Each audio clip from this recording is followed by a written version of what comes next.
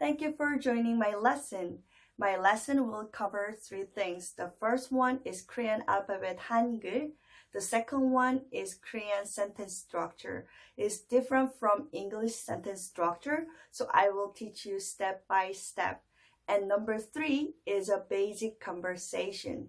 If you finish all of it, then you will not be absolute beginner anymore. And the screen will be different while teaching, so let's check. Ta-da! This will be the screen while we're having a lesson. So you can see my mouth better, so when I pronounce, you can follow my mouth and then copy and then practice. And also you can see the screen next to me, and I will write down the Korean letter. So you can, while I'm writing, you can write down on your notebook as well. The reason why I'm using this program, for example, this one is a leer. This is a consonant.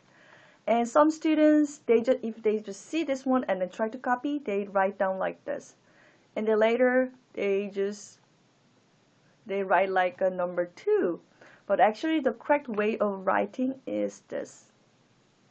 This is a proper way of writing. That's why I'm using this one, so that you can pronounce like perfectly like native Korean, and also you know the proper way of writing as well.